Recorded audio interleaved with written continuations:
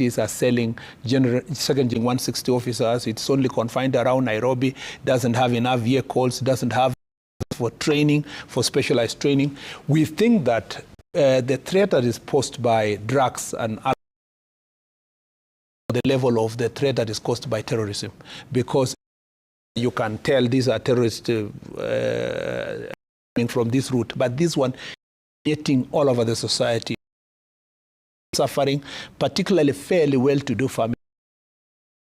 Their children are targeted because persons who are selling this drug, children can take money from their parents or steal from their parents and can afford. And so anti-narcotic unit being strengthened is to upscale its operation level of anti-terror. I mean, in sort of it means that officers are going to be hired. They are going to, in terms of vehicles being given to them, strengthen the government chemist so that that are required by the courts can be done expeditiously, increase the regional for this anti-narcotic government chemists so that they can be able to assist in that manner. The agency approach so that it's intelligence-led of the DCI doing its job for intelligence team, and they support also from the public through NACADA team so that the chiefs, the assistant chiefs. So this multi-agency approach, which is the approach we are using in fight against the terror has borne good results, is going to be the next approach. When Kenyans see the anti-narcotic unit, they see that this is the same with the children. Okay, there are quite some ambitious proposals, and some of them which would cost money. So 900 police stations, giving priority to electric vehicles, stipend of 3,000. And then there is chiefs and assistant chiefs quarterly. I mean, this is quite a lot. Spence, could you talk to us about how you're going? First, let me say that on the infrastructure, we have a structure. It is evident. You go all over police stations, some of them 1930s, give us better results. So a conversation with and the law allows them to do so. The amount, one constituency just setting aside maybe 20 million, and they can pace it between two financial years. And then now the 300 is going to be budgeted through the treasury, and which comes to because we have 100 police stations, 3 billion. That can be budgeted also within two financial discussion we have had with the treasury, and it is possible. On the question of vehicle, let me just say, for the police and the chief officers, Ngao officers and so forth, we have provided standard designs for all police stations across. On the question of the vehicles, already this was an ongoing procurement. It's only that it's still a point, and the treasury and us have been working on to upscale the vehicles to 3,000, and this leased program, just the same one that is existing now, we are expanding the lease program.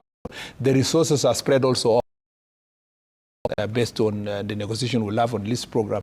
The only challenge now is with a good supply, a good number of electric. In these all urban areas, it will help us resolve this problem. Also, this issue of Ngao officers not having vehicles, we are thinking we can have a plan where CC will contribute certain amount, they buy a vehicle, it's your own vehicle, then you can maintain it, and then you use the AIEs that you are given to you to run the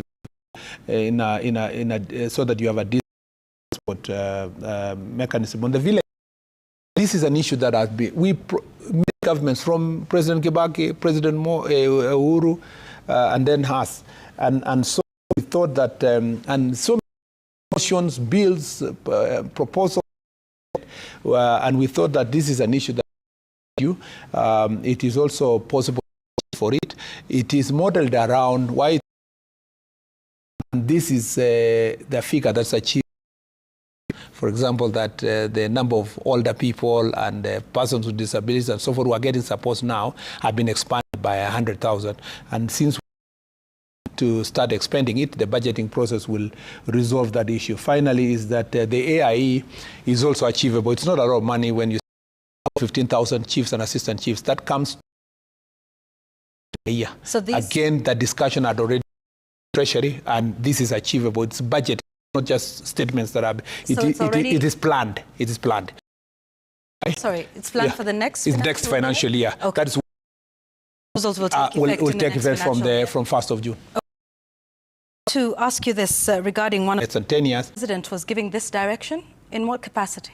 He was giving us the President of the Republic of Kenya, who is responsible for looking for the financial support for it. Okay. Yeah. According to the Constitution, the President cannot give direct orders to the police on matters of operation or policy.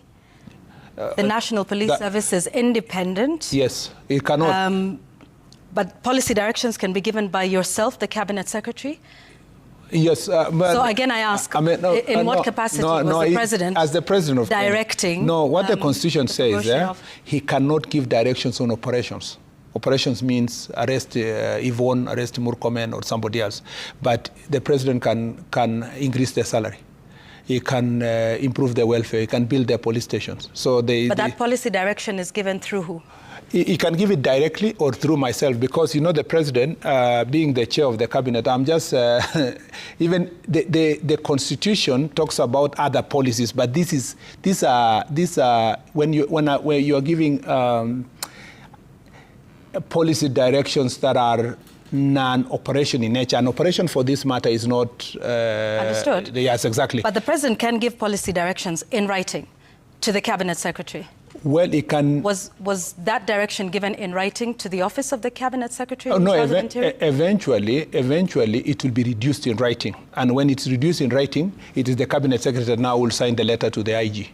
Eventually, when we reduce it, and I have been given directions that this is possible budgetary-wise, to communicate the same to the IG. And the President was announced. Okay, let's take some questions now. Who are watching. Maybe before you take the questions, the only one thing I just wanted to emphasize is that in the banditry sector, it's important to tell the people of Kenya that this made tremendous progress. People of Kenya that using the same strategies that we have applied in the last few months, applied in these areas, we are going to sort out this issue of banditry. I just wanted to say so because it's a live matter, particularly in the Meru, Isiolo, and Samburu belt in the